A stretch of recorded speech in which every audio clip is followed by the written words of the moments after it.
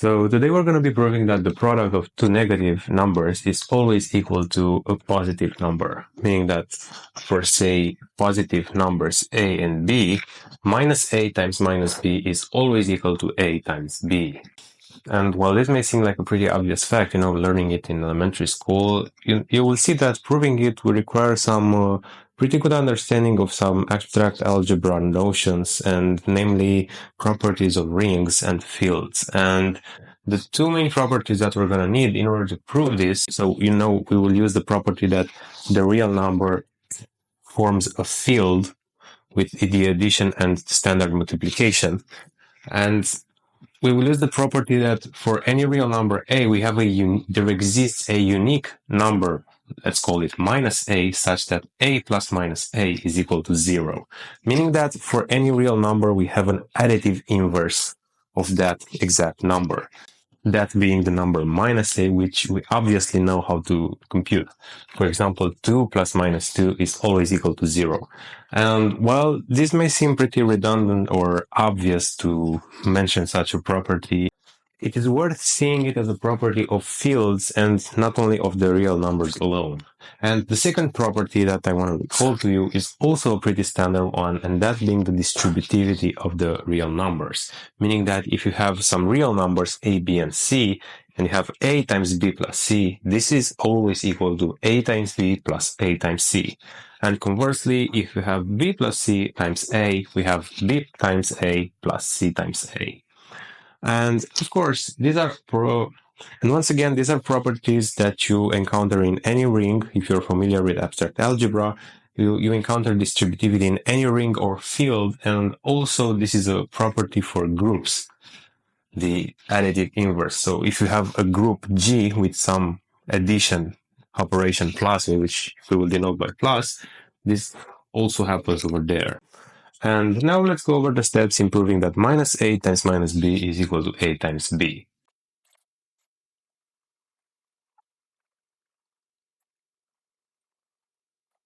So as you can see, first we're going to start off by proving that the inverse of a number is always equal to that exact number, namely minus a is equal to a.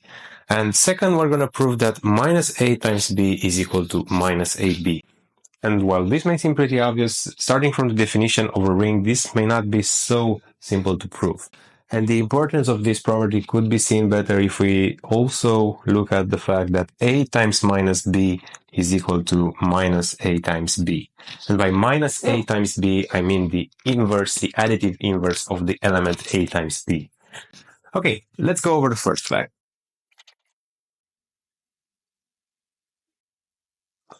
Okay, so we know that a plus minus a is equal to 0. And now we also know that if we were to replace a with minus a, we would get that minus a plus minus a is also equal to 0.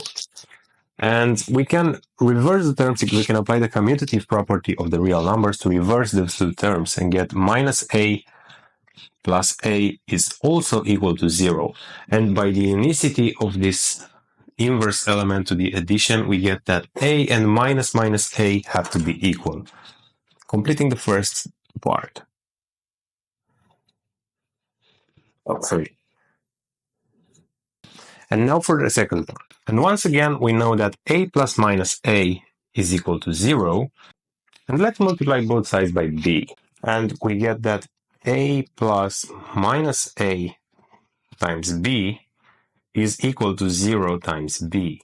And we can apply now the distributivity property to open this parenthesis. And also notice that 0 times b is equal to 0, so I'll just erase that. Okay, so we have that a times b plus minus a times b is equal to 0. And we also know that a times b plus minus a times b is equal to 0, this being the inverse with respect to the addition of the element a times b. And using the same reasoning as we did before, we can obtain that minus a times b is equal to minus ab. And thus we have completed step 2. And now it's worth noting that by doing similar things, we can also prove that a times minus b is also equal to minus ab. So I'll perhaps leave that up to you as an exercise. You just have to redo the steps we did so far. And it looked like we're almost done. Let's see what the last part is. So we have to prove that minus a times minus b is equal to ab. And we first know that by using the second property, we know that minus a times minus b is equal to minus a times b.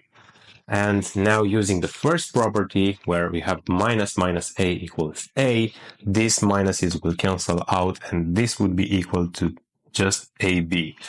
And thus completing the proof, we have obtained that minus a times minus b is equal to a times b. Please consider subscribing to the channel if you enjoyed this video and want to see more content like this in the future. And let's stop now.